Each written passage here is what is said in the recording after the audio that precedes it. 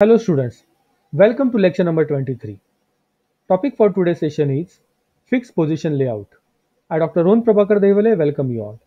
This is online lecture series for the subject operations and supply chain management.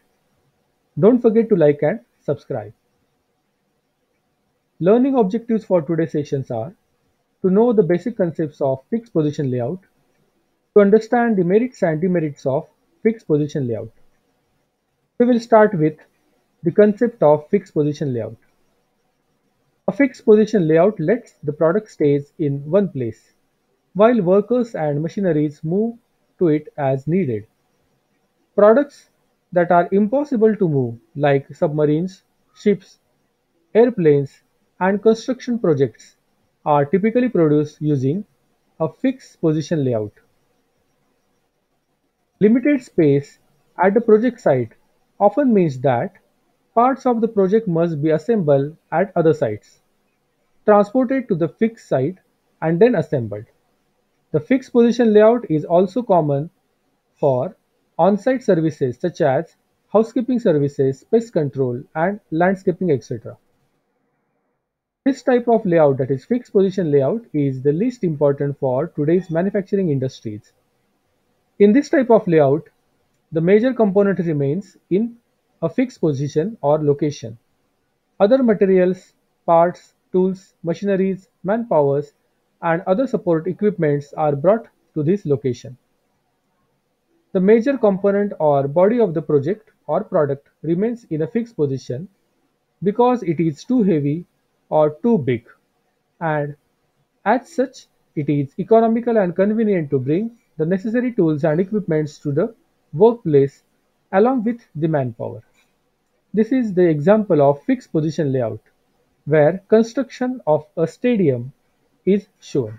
So for construction of a stadium, the stadium remains at a fixed location, and the other equipments, tools and manpower, etc., that is general contractor, equipment such as bulldozers, cranes, etc., materials such as steel, glass, cements, etc.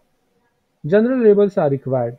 Plumbing contractor, electrical contractor, mechanical contractor, and architect of the stadium all are brought in one position, but the project will be at fixed position. So this is the example of fixed position layout construction of a stadium.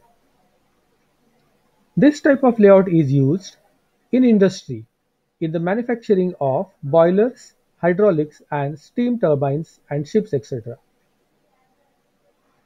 Now we will try to understand advantages of fixed position layout. Material movement is reduced here and capital investment is minimized. The task is usually done by gang of operators. Hence, continuity of operation is ensured. Production centers are independent of each other, hence effective planning and loading can be made. Thus, total production cost will be reduced.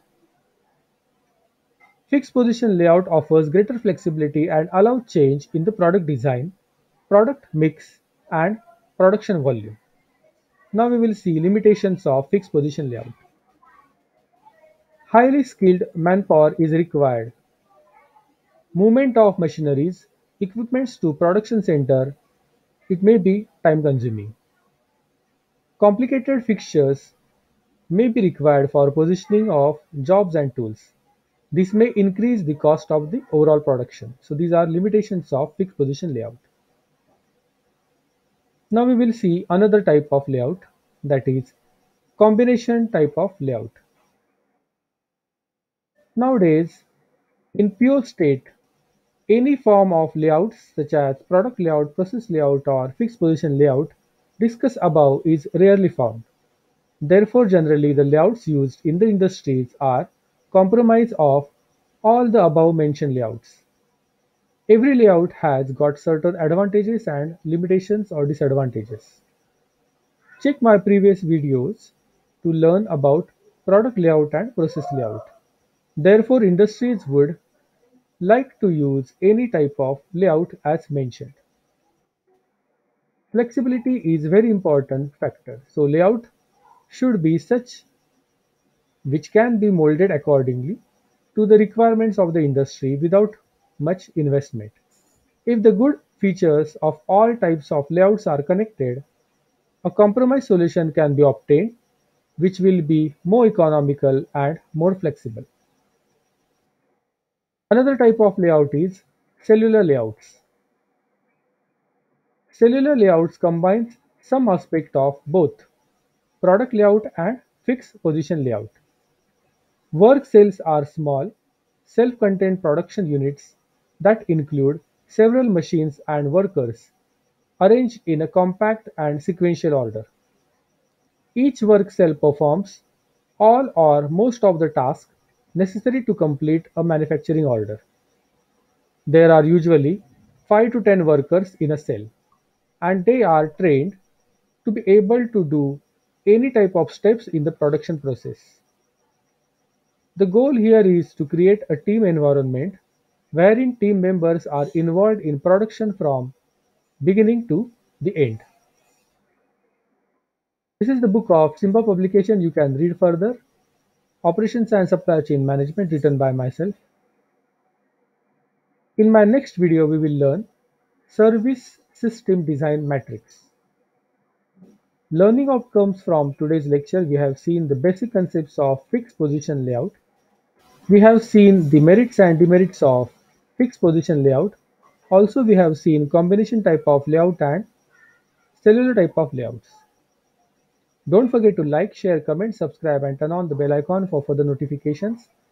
Thanks for watching this video from Dr. Ondevale.